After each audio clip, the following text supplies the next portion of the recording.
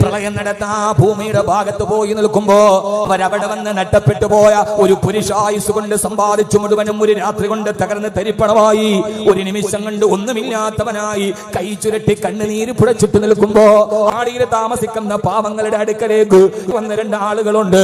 അവര് മറ്റുള്ളവരോട് മാറിക്കോളൂ എന്ന് പറയുമ്പോ പറഞ്ഞു തീരുന്നതിന് മുമ്പ് മലവെള്ളപ്പാച്ചിൽ പാഞ്ഞു വന്ന് ഉള്ളിലുള്ള മനുഷ്യരെയും ഇതേവരെ കണ്ടെടുത്തിട്ടില്ല.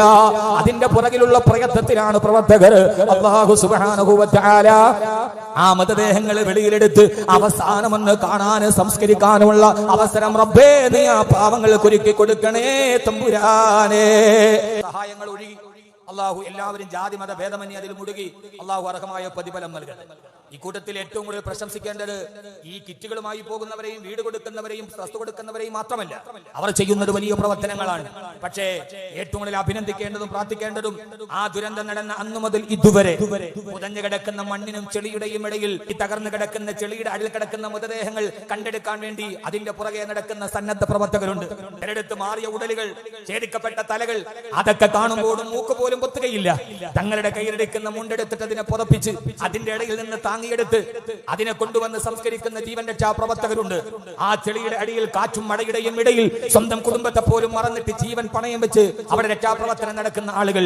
അവർക്ക് സന്തോഷങ്ങളില്ല.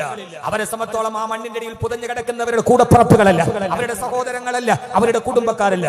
എങ്കിലും മനുഷ്യത്വം എന്ന ലോകത്തിലെ ഏറ്റവും വലിയ ഒരു ബന്ധത്തിന്റെ പേരിൽ ആ പുതഞ്ഞു കിടക്കുന്ന ചെളിയുടെ ഇടയിൽ ഇനിയെങ്കിലും ഒരു ജീവൻ കിട്ടിയാലോ എന്നോർത്ത് നിരാശപ്പെടുമ്പോഴും GPRSന്റെ സംവിധാനം പരാജയപ്പെടുമ്പോഴും മണം പിടിക്കുന്ന നായ്ക്കളും പരാജയപ്പെടുമ്പോഴും ഇല്ല, അവസാനത്തെ മൃതദേഹവും തിരിച്ചെടുക്കാതെ ഞങ്ങൾ പിന്മാറില്ലെന്ന് പറഞ്ഞ് പ്രതീക്ഷയോടെ ആ ചെളിയുടെ ഉള്ളിൽ ഒരു ജീവന് വേണ്ടി, ഒരു ശരീരത്തിന് വേണ്ടി കാത്തിരിക്കുന്നവർ, ദിവസങ്ങളായി ഭക്ഷണത്തോട് പോലും മാറി നിന്നവർ, കുടുംബത്തോട് മാറി നിന്നവർ, അവരാണ് ഈ കേരളത്തിന്റെ ഏറ്റവും വലിയ അഭിമാനം. അവരുടെ മുമ്പിലാണ് നാം സല്യൂട്ട് ചെയ്യേണ്ടത്. അവരുടെ മുമ്പിലാണ് നാം എത്രത്തോളം നിസ്സാരരാണ് എന്ന് നമുക്ക് മനസ്സിലാക്കേണ്ടത്.